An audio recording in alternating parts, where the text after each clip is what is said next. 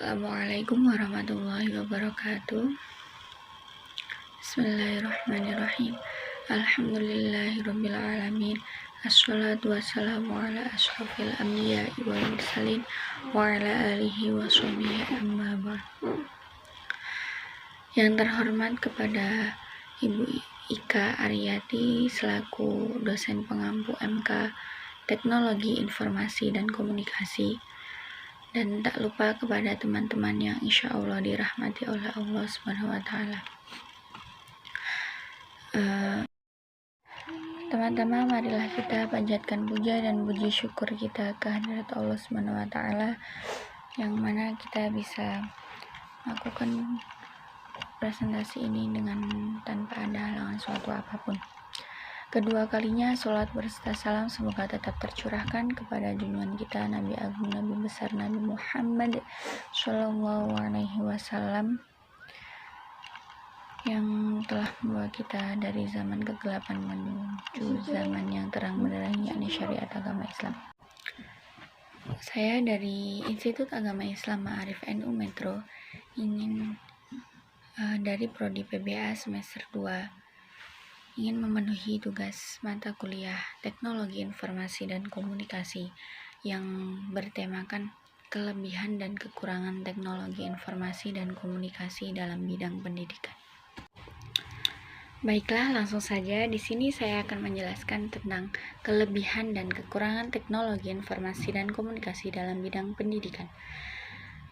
Yang pertama kita bahas adalah kelebihan teknologi informasi dan komunikasi. Yang pertama ada informasi yang dibutuhkan akan semakin cepat dan mudah diakses untuk kepentingan pendidikan. Informasi di sini akan semakin cepat jika kita menggunakan internet. Kalau kita menggunakan akses seperti dulu yang hanya menggunakan surat, itu akan membutuhkan waktu yang lama. Mungkin hanya membuang-buang waktu. Kalau dulu kan pakai surat menyurat itu mungkin nggak butuh waktu seminggu 2 minggu, kadang juga ada yang sebulan. Baiklah, lanjut yang nomor 2. Di situ bisa kita lihat ada inovasi dalam pembelajaran semakin berkembang dengan adanya inovasi e-learning yang semakin memudahkan proses pendidikan. Inovasi ataupun perubahan di sini dalam pendidikan itu semakin cepat kita berikan karena kemudahan-kemudahan yang ada di internet sekarang semakin maju. Dengan kita bisa menggunakan sesuatu tanpa membutuhkan waktu lama, mempelajarinya secara instan, juga tidak menggunakan biaya yang banyak. Yang ketiga yaitu kemajuan teknologi informasi juga dan komunikasi juga akan memungkinkan kelas virtual atau kelas yang berbasis telekonferensi. Apa sih telekonferensi di sini? Telekonferensi adalah pertemuan seseorang secara virtual, secara langsung tapi beda tempat, seperti VC atau pakai Google Meet kayak gitu. Kita bisa bertukar informasi dengan cepat, tidak menggunakan biaya yang banyak karena tidak bertemu ke tempat yang jauh, tapi hanya dengan bertatap muka di layar komputer ataupun layar HP secara virtual, tapi tetap bisa berkomunikasi.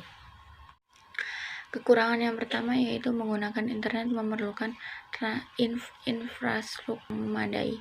Jika kita tidak mempunyai bahan ataupun infrastruktur yang memadai, tidak akan bisa menggunakan internet seperti HP, terus laptop dan lain sebagainya yang bisa digunakan untuk internetan. Yang kedua yaitu menggunakan internet mahal. Makanya sekarang juga orang-orang yang kurang mampu tidak bisa menggunakan internet secara maksimal karena tergolong internet itu mahal. Nomor 3, kurangnya pergaulan di kalangan masyarakat. Orang yang sudah terlalu sibuk dengan internet biasanya tidak peduli dengan lingkungan dan masyarakatnya. Makanya itu pergaulan di kalangan masyarakat malah semakin rendah karena sibuk dengan teknologi yang telah diberikan. Nomor 4, beberapa mengalami masalah penataan ekonomi yang lemah. Mungkin cukup itu yang dapat saya sampaikan. Apabila ada kesalahan saya mohon maaf. Wallahul muwaffiq ila aqwamit thoriq. Wassalamualaikum warahmatullahi wabarakatuh.